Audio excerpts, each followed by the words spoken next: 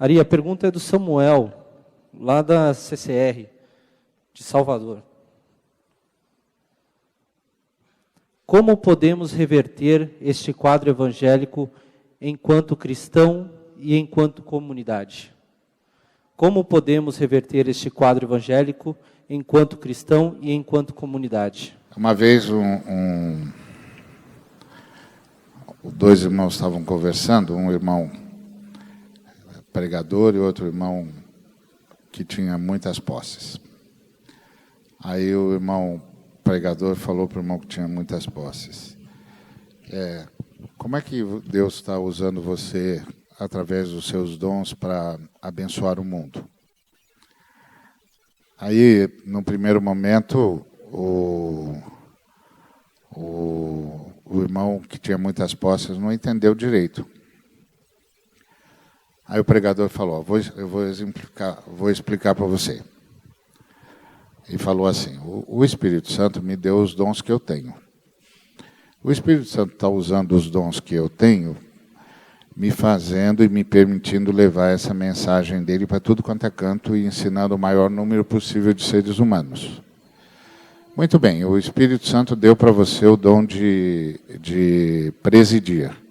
Como o Espírito Santo, através de você e do seu dom de presidir, está ajudando o mundo? E aí o homem entendeu e falou: bom, não sei, assim, eu acho que eu não sei. O que o senhor está sugerindo? Que eu doe tudo? Aí o pregador disse: não, aí ia ser simples e fácil. Não, eu não quero que você faça voto de pobreza. Jesus não quer que você faça voto de pobreza. Jesus quer que você faça voto de erradicação da pobreza. Então, o que você vai fazer para que todo mundo seja abençoado pelo dom que você tem? Aí o homem, eu acho, né, pela história que eu ouvi, que caiu a ficha no homem e ele disse: eu vou começar a administrar tudo que é de Jesus para abençoar o maior número possível de pessoas. Aí o pregador disse para ele: bom, você está começando então. Então, como cristão, a questão é, bom, primeiro se o cristão tem coisa demais, ninguém precisa de coisa demais. Então, começa a repartir. Mas, acima de tudo, começa a usar o dom agora para abençoar todo mundo e não só para se abençoar. E o pregador disse, o homem disse para o pregador: o que você quer que eu faça? O que você acha que eu devo fazer mais? Você acha que eu devo passar isso tudo? Aí o pregador disse: não, o dom é seu, você tem de administrar. E disse para ele: eu administro o meu dom, eu descubro qual é a melhor forma de levar o máximo de pessoas possível que eu recebi do Espírito Santo. É sua responsabilidade descobrir como é que você, com o seu dom, vai abençoar o maior número de pessoas possível. Você tem o dom, você tem a missão. Então, como cristão, tem de começar assim. Como eu vou usar o dom que Deus me deu? Porque assim, tudo que eu faço como profissional ou como ministro do Evangelho, como nós gostamos de dizer, é dom. Tem gente que tem dom de ensino, tem gente que tem dom de presidir.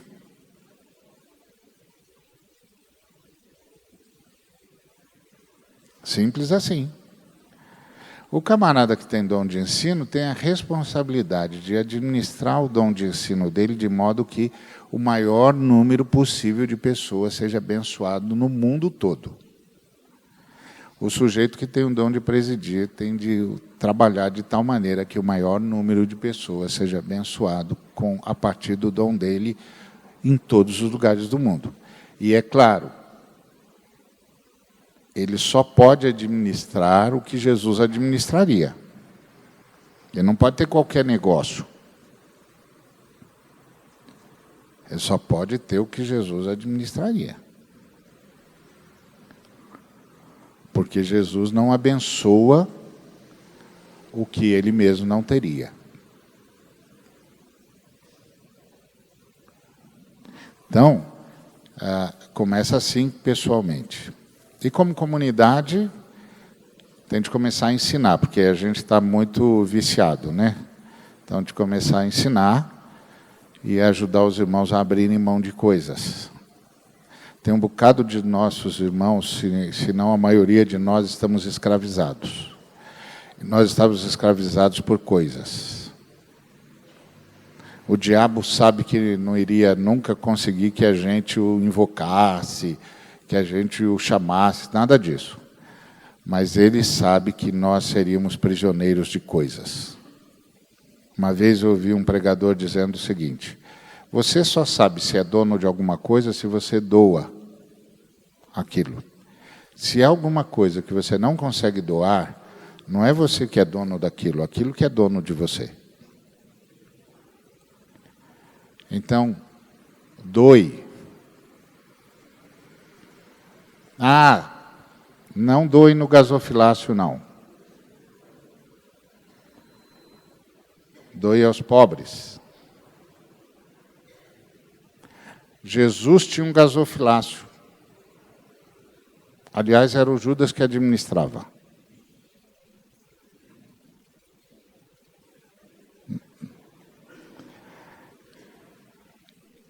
Aí veio o jovem rico. E ele não disse para o jovem rico: doe tudo no meu gasofilácio.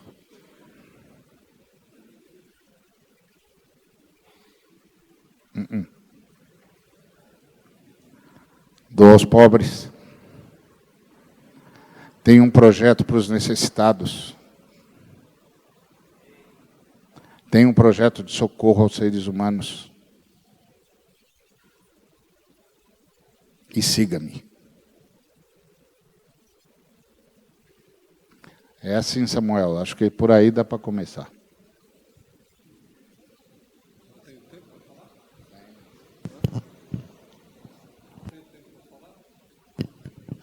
Bom, só um minutinho. Palio KDT 0702. Por favor, Palio KDT 0702. Bom, como cristão, é aquilo que Jesus disse. Se você quer ser meu discípulo, você tem que negar-se a si mesmo, tomar a cruz e segui-lo. E seguir significa entender que Jesus é o caminho. E entender que Jesus é o caminho é entender que eu não posso ir só. Eu tenho que carregar a cruz. E carregar a cruz significa saber que o destino já tá correto. É o fim mesmo, vai morrer. Então, seguir Jesus e como cristão é falar, tá, entendi o recado, vou morrer. E morrer não significa acumular, porque quem acumula quer viver. Quem acumula quer comer das coisas boas da terra. Quem segue Jesus reparte para que os outros também possam ter. E como indivíduo, seguir a Jesus é se tornar fraco, é declarar-se vencido e falar que de verdade precisa de ajuda. O Cristo carregando a cruz, outro teve que ajudá-lo. Então, se o outro pôde ajudar o Deus encarnado, os outros também podem me ajudar. Então, requer uma interdependência, requer alguém para cooperar comigo na minha fraqueza. Seja ela a riqueza, a minha fraqueza, seja ela a relação com outra mulher, seja ela a não divisão de bens, seja ela aos vícios da modernidade, que é o individualismo, o consumo. Alguém precisa me ajudar. Então, eu confesso da minha fraqueza. Isso vai me tornar mais humano. E quando o Ari estava falando, há um tempo atrás, sobre esses dons, eu fiquei pensando que Deus deu os dons aos homens, não para eles se sentirem melhores e maiores do que os outros, mas de fazer com que esses dons façam com que a pessoa sirva mais.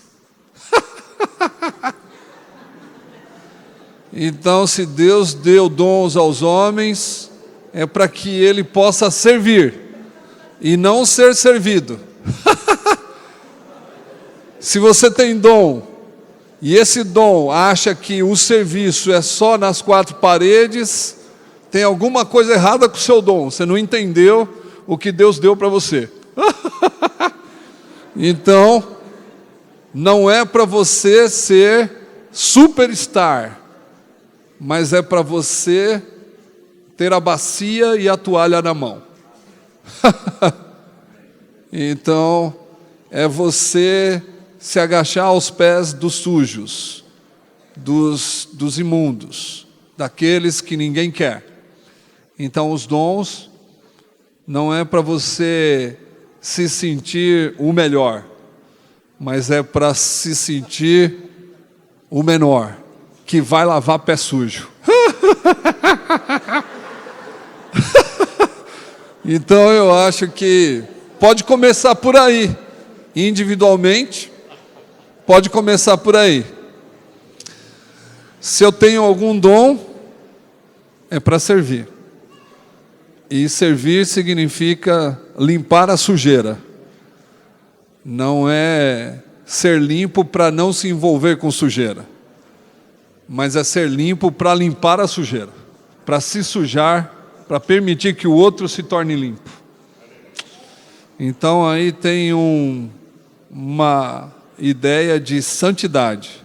Santidade, eu não me separo do imundo, mas eu limpo ele. Então, se você tem amigos que estão corrompidos, a sua responsabilidade é fazer com que ele não se corrompa mais.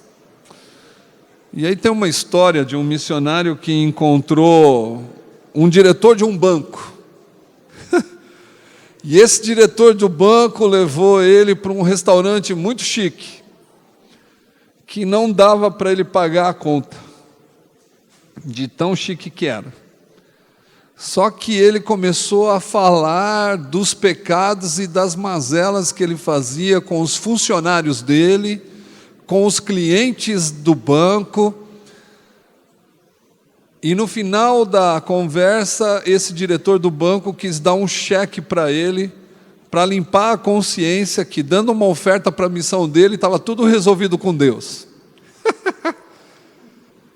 E aí esse missionário falou: bom, você pode guardar o seu dinheiro, porque se você quer limpar a sua consciência, aqui comigo você não vai conseguir. E aí ele falou: então eu quero falar para você que você não entendeu o Evangelho. O Evangelho não se vende. O Evangelho não se coabita com pessoas dessa forma. O Evangelho é diferente. Ele confronta você a ter uma vida, mesmo numa posição alta, simples. E você está equivocado comigo. Guarda o seu dinheiro, não quero falar mais com você, vou pagar a conta. Demorou 10 meses para pagar a conta do almoço. Mas no segundo mês, esse diretor procurou ele. Falou: você não me deixou dormir. Falei: o Espírito Santo é assim mesmo. Incomoda a pessoa que está no erro e acha que por causa do dinheiro pode comprar a salvação. Aí ele falou: tenho muita raiva de você, Mas o que eu quero dizer é que você tem razão. Peguei todas as minhas roupas do guarda-roupa, desci do meu flat, entreguei na praça, levei o pessoal para almoçar e peguei todos os meus funcionários, levei na melhor churrascaria e pedi perdão de tudo o que eu tinha feito. Eu falei, falta as mulheres. O missionário disse, falta as mulheres. O que você fez com elas? Todas elas que chegam, eu peço perdão para cada uma delas. Então, o cristão pode mudar o discurso e não se corromper. Essa é a primeira coisa. Num Brasil corrupto e que quer levar vantagem acima de tudo. Então, isso não é evangelho. Isso é malignidade, individualidade, egoísmo, e não tem nada a ver com o Cristo. Segunda coisa, a comunidade. Se a comunidade quer de verdade seguir o Cristo, agora, se o pastor começar a pregar isso, ele não vai ter muita audiência. Porque só tem audiência quem prega o que o povo quer ouvir. E o que o povo quer ouvir, na verdade, é: quero ser feliz, quero ter dinheiro, quero ter muito. Se ele começar a falar que ele não vai ter mais nada, eu acho que esse templo vai reduzir em 3. Mas a comunidade precisa prestar atenção no ensino, saber se é de verdade o evangelho e assumir uma postura diante da comunidade que ele serve. Se existem pessoas necessitadas dentro da comunidade, isso tem que terminar. Porque não dá para ser evangelho com pessoas passando fome dentro da comunidade enquanto outros comem caviar. Não dá para pessoas da comunidade vir a pé para a igreja enquanto o pastor está chegando de helicóptero. Não dá para a comunidade vir doar a oferta da condução dele enquanto o pastor está chegando de avião. Isso não pode. Então a comunidade tem um papel centralizador do dom que essa pessoa tem, chamada pastor. Então a comunidade precisa prestar atenção. Tem necessidade? Então precisamos suprir a necessidade, primeiro dos domésticos da fé. Não importa o que seja. Construir uma casa? Então vamos construir. Está faltando comida? Vamos dar comida. E não qualificar o pobre, nem o necessitado da igreja como pecador, e que ele não faz nada. Nós temos a condição de ajudar as pessoas a serem mais dignas na vida dela. A comunidade tem que suprir a necessidade do outro. E aí vai se tornar comunidade. Porque comunidade nada mais é do que viver em comum. Comum é comunhão. Comunhão é um comum grandão. Então você precisa ter um comum grandão. E comum grandão significa que eu não vou ter tudo o que eu quero, mas eu vou ter o necessário para viver. É isso.